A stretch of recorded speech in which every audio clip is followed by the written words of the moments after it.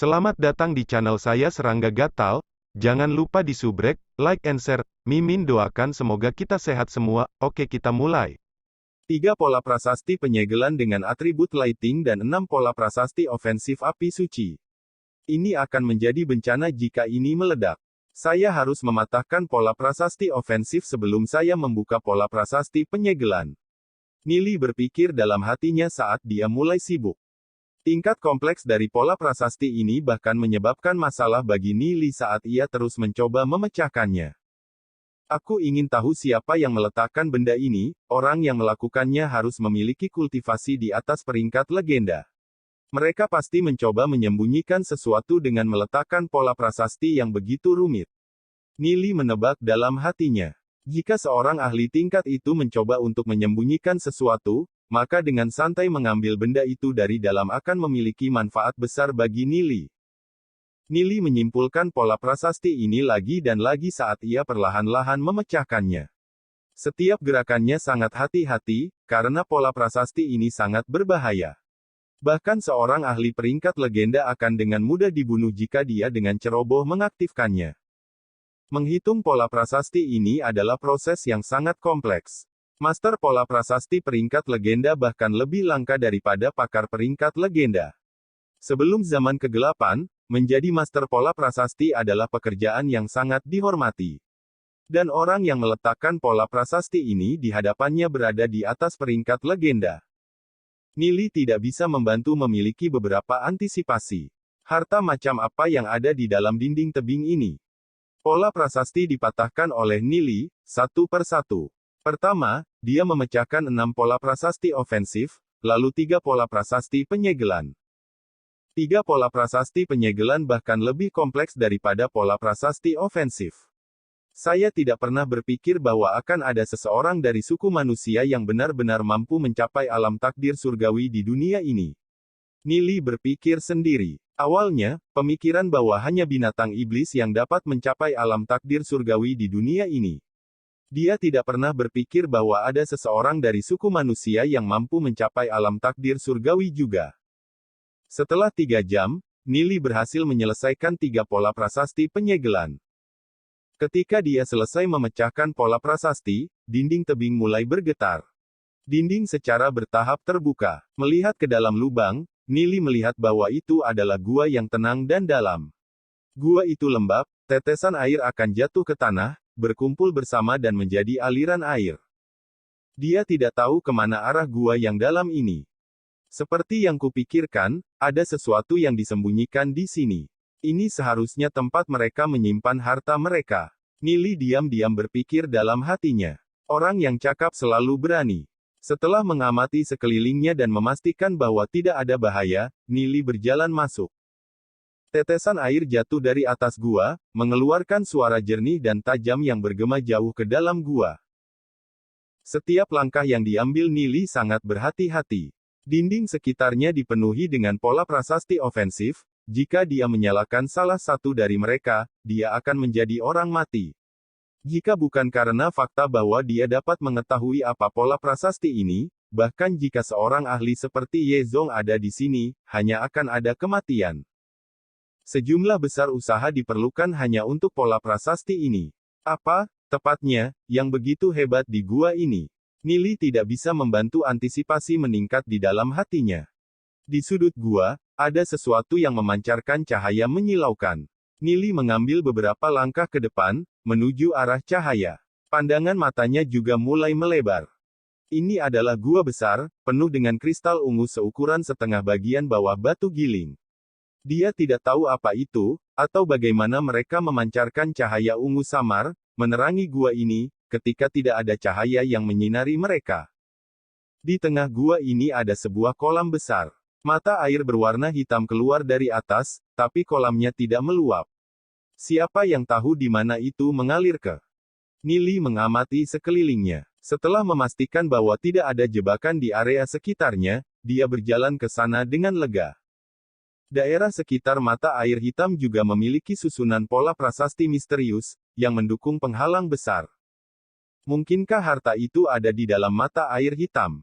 Nili berpikir dalam hatinya. Dia harus memecahkan penghalang sebelum dia bisa melihat apakah ada racun di dalam air sehingga dia bisa membuat keputusan. Dia melihat sekelilingnya lagi, praktis tidak ada jalan keluar yang terlihat. Tiba-tiba, Nili menyadari bahwa di samping mata air hitam, ada sesuatu di bawah dinding batu.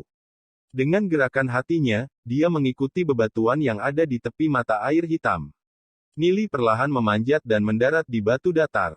Setelah memeriksanya sebentar dan memastikan bahwa tidak ada bahaya, Nili memperhatikan tumpukan tulang.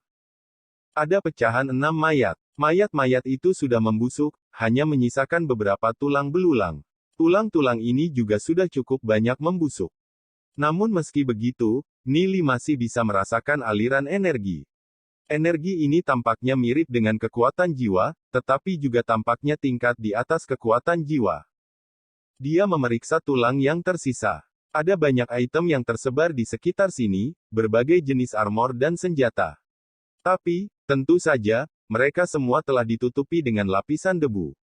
Setelah melihat pola prasasti pada armor dan senjata ini, dia menyadari bahwa mereka semua tampaknya adalah item peringkat legenda. Ada lusinan barang yang ditinggalkan oleh orang-orang ini.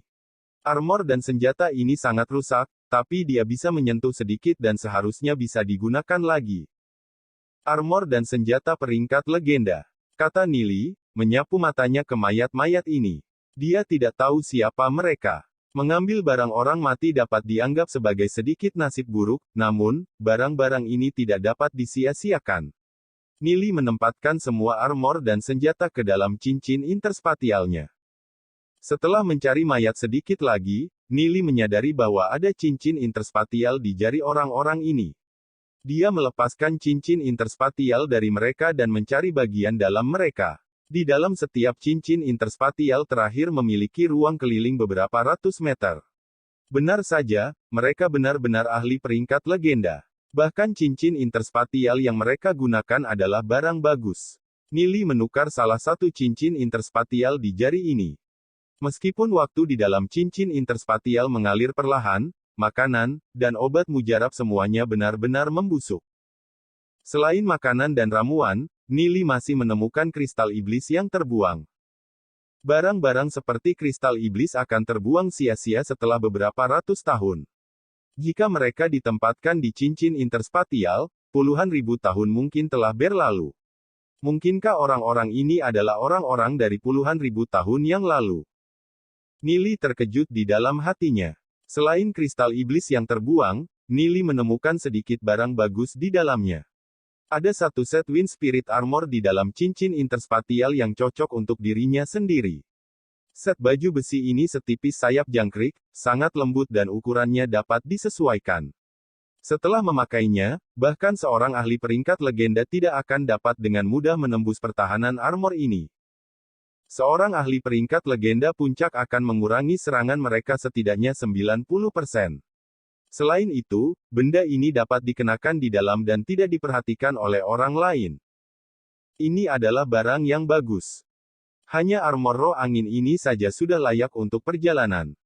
Meskipun jangka waktu yang lama telah berlalu, armor roh angin ditempatkan di cincin interspatial dan tidak menunjukkan tanda-tanda kerusakan. Bisa langsung dipakai. Nili melepas pakaian luarnya dan mengenakan Wind Spirit Armor, lalu dia mengenakan kembali pakaiannya. Dia bahkan tidak merasakan sedikit ketidaknyamanan saat memakainya. Nili ringan tersenyum. Dengan armor roh angin ini, dia akan memiliki lebih banyak modal penjaga kehidupan. Setelah mencari beberapa saat, dan tidak dapat menemukan apapun, Nili berjalan kembali ke mata air hitam. Penghalang di mata air hitam tidak akan mudah dihancurkan, namun, bagi Nili setidaknya, itu bukan tugas yang mustahil. Melalui penghalang, Nili bisa merasakan semacam energi agung yang terakumulasi di dalamnya. Energi semacam ini, jika dia bisa menyerapnya dan melatihnya, dia mungkin bisa menembus peringkat Black Gold dalam sekali jalan. Dengan gerakan hatinya, Nili buru-buru mencari beberapa metode untuk menerobos penghalang di sekitar Black Spring. Arai pola prasasti ini seharusnya diletakkan oleh orang-orang mati itu. Penghalang ini dapat mempertahankan energi di dalam untuk membatasi jumlah energi yang tersebar. Apa yang coba disembunyikan orang-orang ini? Nili berpikir dalam hatinya saat dia duduk dan mulai menghitung metode pemecahan. Tidak peduli apa yang mereka coba sembunyikan, tidak mungkin menghentikannya hanya dengan susunan pola prasasti ini. Tepat ketika Nili duduk dan bersiap untuk memecahkan susunan pola prasasti, sosok samar perlahan muncul di atas kolam. Itu adalah wanita cantik dengan penampilan yang tak tertandingi. Dia terlihat berusia sekitar 25 atau 26 tahun. Dia mengenakan kain muslin hitam, memiliki alis panjang ramping, dan mata jernih yang menunjukkan tampilan suci dan murni yang tak terlukiskan. Di bawah kain muslin, lekuk tubuhnya bisa terlihat.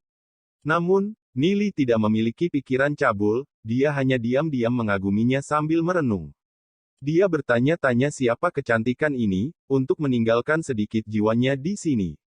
Fisik asli dari kecantikan ini mungkin memiliki kekuatan yang melebihi peringkat legenda. Dia tidak pernah berpikir bahwa akan ada ahli seperti itu di benua ilahi. Wanita ini telah menggelitik rasa ingin tahu Nili. Dalam kehidupan sebelumnya, ketika dia meninggalkan benua ilahi, dia berpikir bahwa hanya binatang iblis yang dapat mencapai alam takdir surgawi. Dia tidak tahu apa yang wanita ini temui sehingga dia hanya dibiarkan dengan jiwa yang hancur, namun, benar, bahkan jika itu hanya jiwa yang hancur, ia masih memiliki kesadarannya sendiri dengan ahli semacam ini. Sementara Nili melihat keindahan di atas, merenungkan pikirannya, kecantikan tiba-tiba membuka matanya. Suasana di atas Black Spring langsung berubah menjadi lautan bintang yang tak berujung. Matanya dalam dan bergerak, memancarkan semacam cahaya redup seolah-olah dia bisa melihat semuanya. Ada juga nyala api samar yang dinyalakan di atas permukaan tubuhnya, saat lapisan awan merah menutupi pipinya. Jika itu orang lain, mereka pasti akan tertarik dan terganggu oleh kecantikannya. Namun, mata Nili masih tenang. Setelah mengalami bertahun-tahun, selain Ye Ziyun, hanya ada sedikit orang yang dapat menyebabkan jantungnya berdebar.